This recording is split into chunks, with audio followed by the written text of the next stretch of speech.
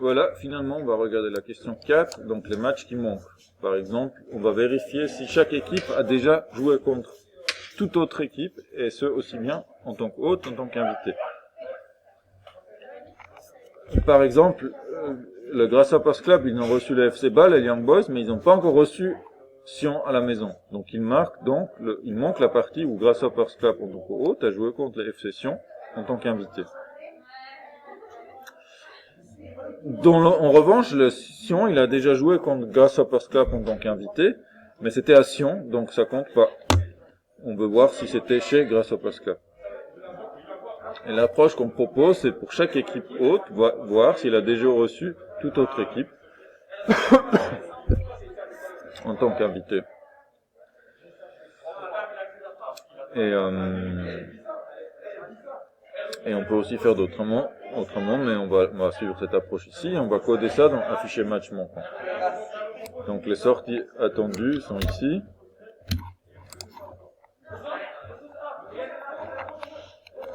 Et je vais donc mettre ça dans afficher match manquant. C'est le résultat qu'on aura attendu. Donc comment on va faire? On va donc suivre l'exemple proposé. On va prendre chaque équipe dans la liste d'équipes. On va dire c'est l'équipe hôte. Et on va vérifier. Est-ce qu'elle a déjà joué contre une autre équipe, contre toutes les autres équipes? Donc ça va faire une boucle imbriquée parce que je vais devoir comparer chaque équipe à toutes les autres équipes.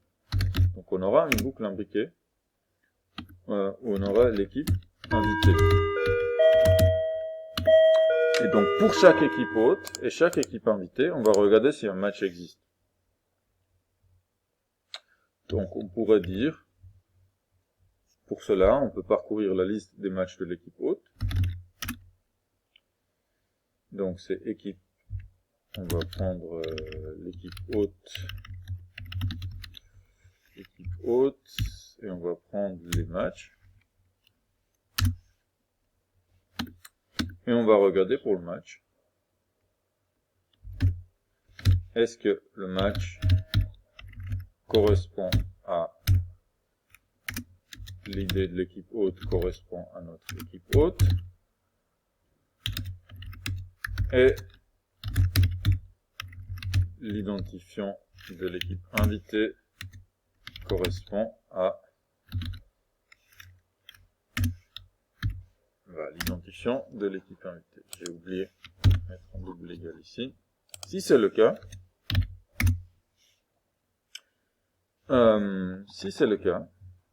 on va dire que le match a eu lieu. Et si ce n'est pas le cas, si on trouve rien à la fin, ça veut dire que le match a manqué. Donc, on va utiliser une variable booléenne pour dire si le match, si ça a eu lieu, par défaut, on va dire c'est false. Si jamais on trouve le bon match, on va dire a eu lieu égale true. Et on peut arrêter aussi la boucle for. Le break a comme conséquence d'arrêter la boucle for en cours. C'est juste pour gagner un peu de temps. Parce qu'une fois qu'on a trouvé, c'est pas la peine de continuer à chercher. Si jamais, si le match n'a pas eu lieu, donc if not a eu lieu, point d'exclamation c'est le not, là on va afficher le match qui manque. On va afficher le nom de l'équipe hôte contre le nom de l'équipe invitée. Et du coup, il faut aussi que j'appelle la méthode afficher match manquant depuis mon main en lui passant en paramètre la liste des équipes. On relance ça.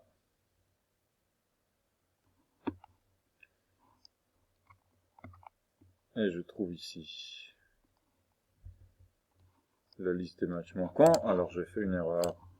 J'ai affiché apparemment l'ensemble.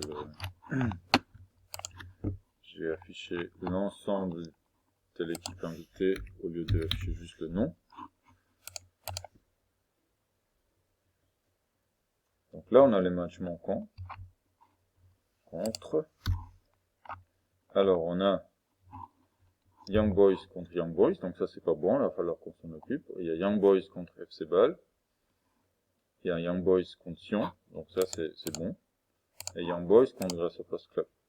Il y a FC Bâle contre FC Bâle. Ça, c'est pas la peine de le mettre. Donc ce qui nous manque ici, c'est d'enlever les cas où l'équipe a joué contre elle-même. Et ça, on peut rajouter un if ici. On peut dire si l'équipe hôte est différente de l'équipe invitée. On va faire tout ça. Sinon, c'est pas la peine. S'il y a égalité entre l'équipe hôte et l'équipe invitée, c'est pas la peine d'afficher le match. Donc là, on a les bons matchs. On a Young Boys contre Bâle, Young Boys contre Sion, Young Boys contre Grasshoppers Club, Sion contre Bâle et Grasshoppers Club contre Sion. Donc ça, c'est bon. Donc, essayons de comprendre ce qu'on a fait ici. On a fait déjà une boucle imbriquée. Pourquoi? Parce qu'on doit comparer toute équipe avec toute autre équipe.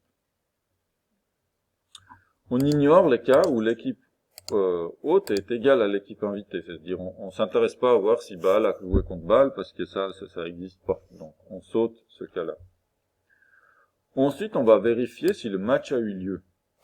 Alors ça, on aurait très bien pu faire, par exemple, dans une méthode de l'équipe hôte. On pourrait vérifier, est-ce qu'elle a déjà reçu l'autre équipe. Ça pourrait peut-être clarifier un petit peu notre code. Donc je vais vous montrer cette modification-là. Donc je vais copier ce code-là, on va l'utiliser.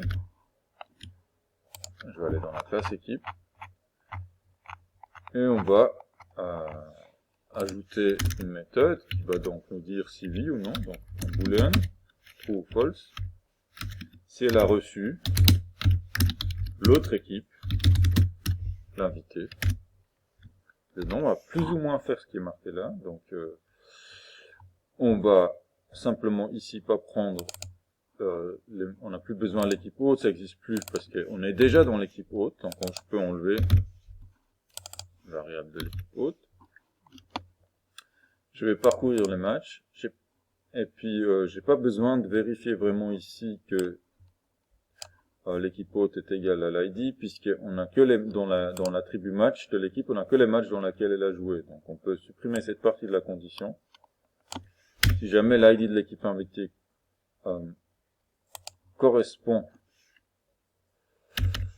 à l'invité, à l'ID de l'invité, bah, ça veut dire que ça a eu lieu, et puis je peux retourner true directement. Donc j'implémente notre algorithme de recherche séquentielle.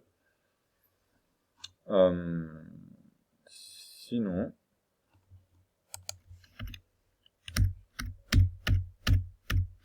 si j'ai rien trouvé, je vais retourner false. Alors pourquoi j'ai mal écrit boolean?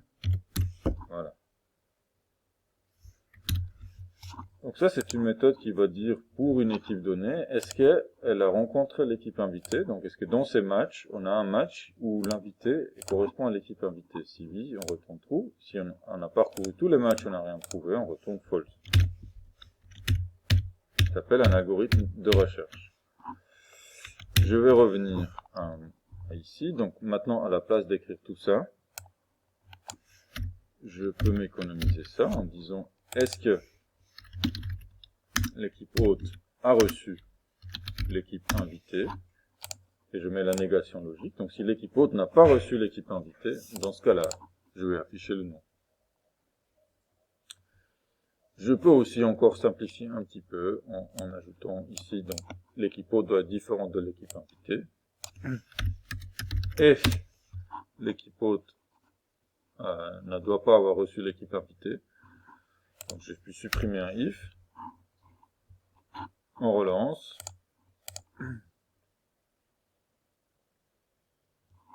C'est toujours le bon résultat. Et en fait, cette condition-là, maintenant, je peux me l'épargner parce que, de toute façon, de l'équipe haute, elle n'aura pas de match dans lequel il a joué contre elle-même. Non, j'ai rien dit. Il y a besoin de garder ça. Voilà. Donc, si jamais l'équipe hôte ne correspond pas à l'équipe invitée, on va peut-être plutôt prendre l'identifiant ici pour des raisons que l'on parlera plus tard. Et si l'équipe hôte n'a pas reçu l'équipe invitée, ben dans ce cas-là, le match est manquant, on l'affiche. Donc finalement, je vais essayer de vous afficher l'ensemble. Donc on va mettre l'équipe en bas. On a la méthode a reçu ici. Donc c'est une méthode qui va regarder si une équipe a reçu une autre équipe, retourner true si c'est le cas et false si c'est pas le cas. Ici, afficher match manquant, bah, il va parcourir toutes les équipes.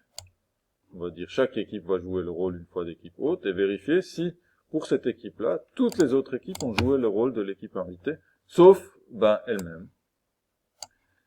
Elle-même, si c'est elle-même, ça ne nous intéresse pas. Et puis après, on vérifie ben, est-ce qu'elle a reçu, si elle n'a pas reçu.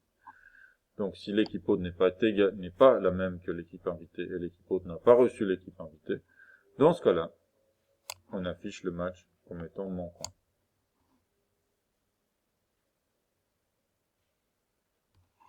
Voilà, dans cet exercice, donc on a cette notion de boucle imbriquée. La boucle imbriquée, on l'a à chaque fois qu'on doit comparer ben, une liste avec tous les éléments d'une autre liste. Et puis ici, c'est la même liste, c'est-à-dire chaque élément de cette liste, on va le comparer à tous les autres éléments de la même liste. Chaque équipe est comparée à toutes les autres équipes.